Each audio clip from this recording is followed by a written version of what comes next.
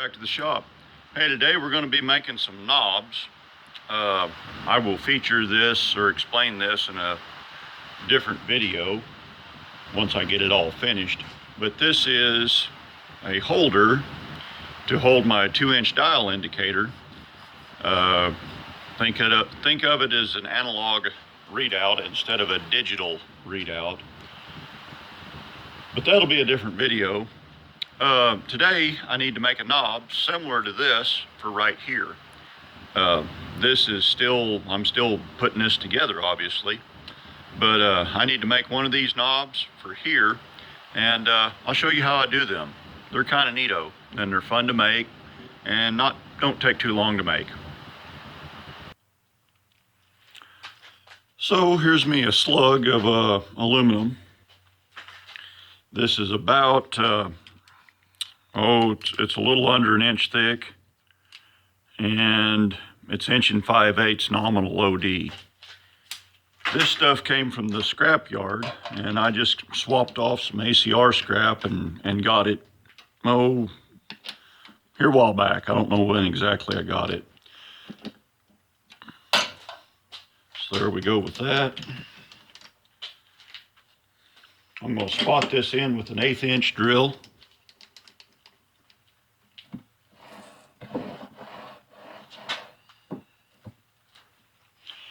But I'll spot this with 1/8 inch drill it through with 5/16, and then we'll tap it.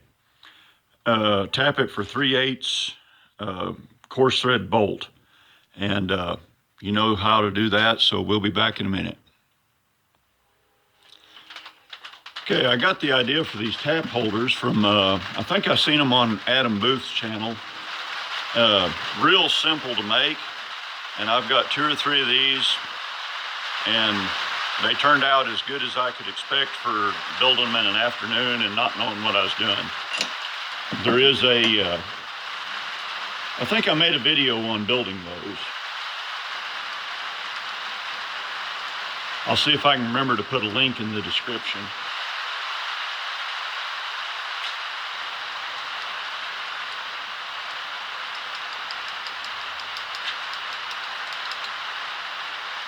But this little lathe has not got enough torque to run a tap.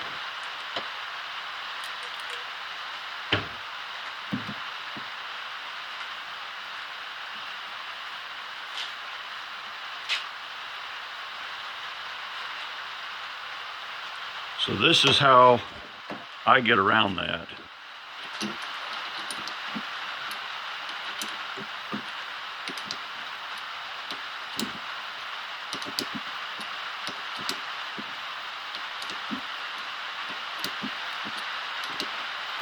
One of these days I'm going to build me a back gear setup for this lathe, and I've got plans on that,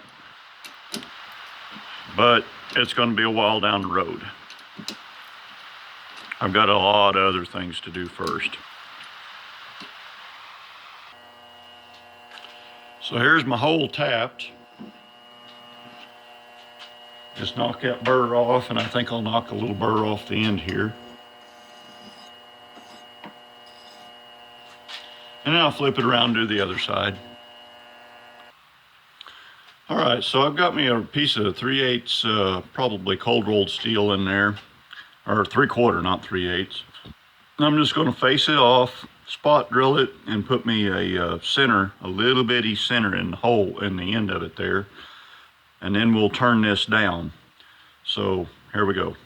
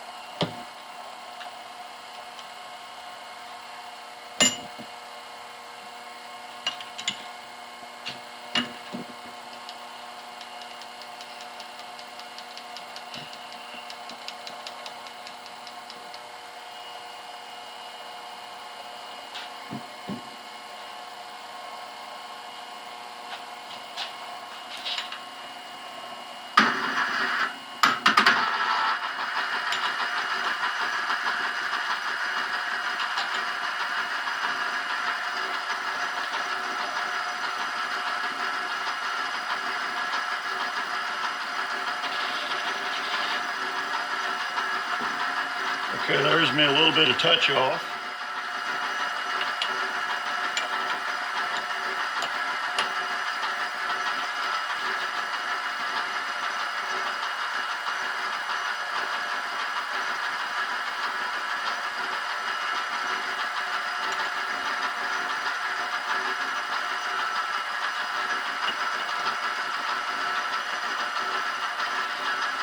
Okay, now I need to come in. About 3/16. I'm gonna turn this down to 3/8 nominal. That's 3/4, so 3/4 minus 3/8 is 3/8 divided by 2 is about 3/16, or thereabouts. Oop.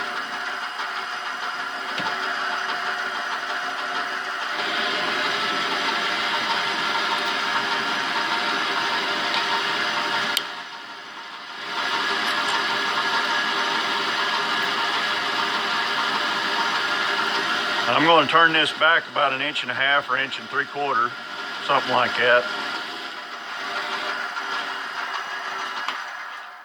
That ought to be about enough. Let's find out how far I went there. That's about 1.5 inches. That's plenty. So I'm just going to keep turning this down, and we'll see in a minute. Okay, I've got this turned down to about 4 thousandths under 3/8 of an inch. Now the first, probably 3/8 of an inch, I'm going to take another little nibble off of that, get her down to about, maybe 5/16. And that way my tap has, or my die rather, my thread die, has a little bit better chance of getting started on there straight, because I'm kind of a clumsy animal sometimes. So I'm just going to turn down, the first little bit of that, just so the die has a good start.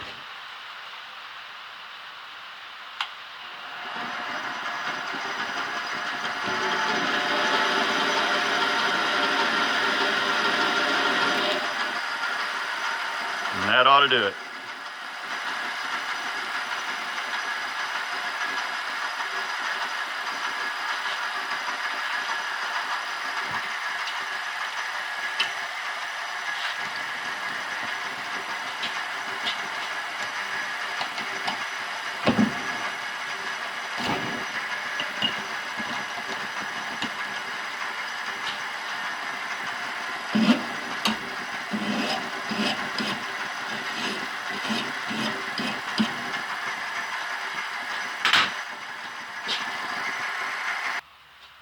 So here's how I tap or cut threads with a die on this little lathe. It'd be awful nice if this thing had the torque to do this, but it just don't. Okay, and I've just gotten past my little start hump there. So I'm just going to go ahead and run this on all the way down, and we'll be back directly.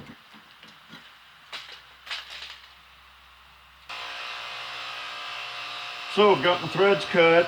Now off camera, I took a bracing bit and reached in there and I peeled out about 3 threads.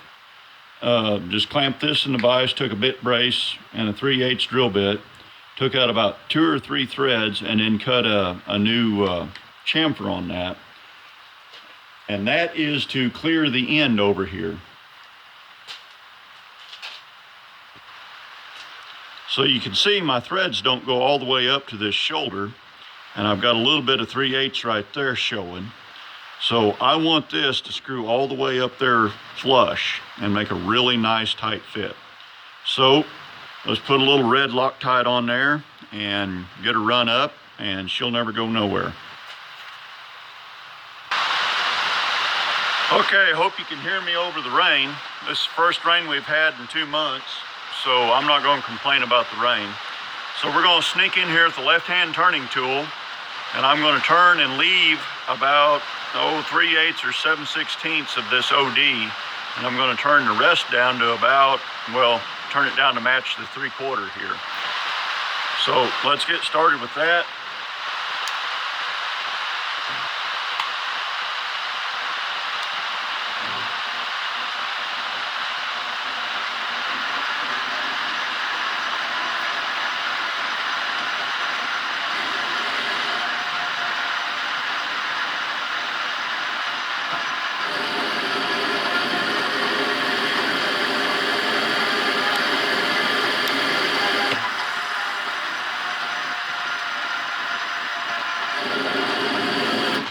Oh dear, took too big of a bite and blew a fuse.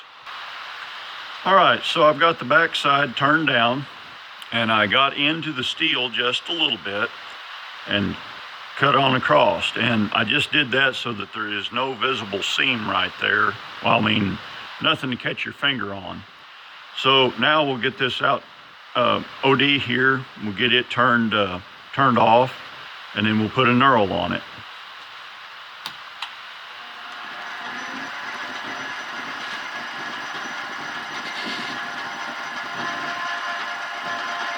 Oop.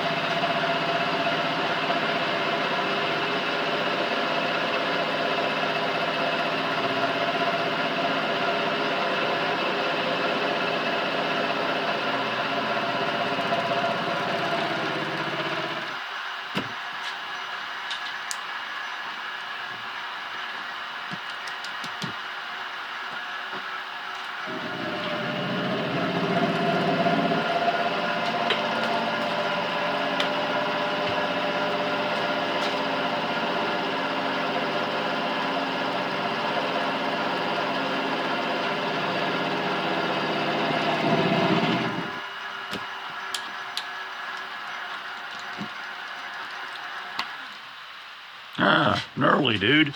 Okay, I'm going to knock some corners off of this, and then we'll be right back. Okay, so I've come in here with a straight tool, and I've just kind of worried away and made me a dish in here about 1/4 of an inch deep. I think it just looks prettier, a little more aesthetically pleasing than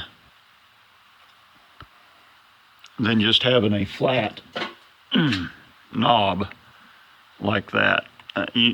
That looks all right, but that looks better. At least I think so. So next step is put a start bit in there, drill and tap that for a quarter 20, or quarter 20, and then we'll part it off and flip it around and clean up the backside just a little bit. Probably just do that manually and not on the lathe, because I don't want to mess my knurl up.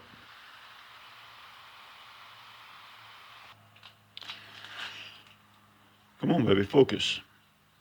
So there you go. Now you can kind of see why I left this 3/4 on the steel part. That builds me a hard washer, well, not hard, but a steel washer out here on the end, so that when you tighten it down, it's tightening against steel. I've made a bunch of these in the past where I did not thread the steel into the knob, and they work just fine. But I wanted this washer on this one because this one will be bearing up against another piece of steel, and I will be probably really cranking down on this one. I've made them in the past where there was just a through hole, and then a piece of 3/4 stock or 5/8 stock was pressed in and set with Loctite. And this was just a little bit easier than doing it that way. And I like this dished front a little bit better than some of the other ones that I've made. So there you go. Easy peasy Japanesey. And I think somebody named Roberto was kin to your dad or something. Y'all drive safe, watch for deer.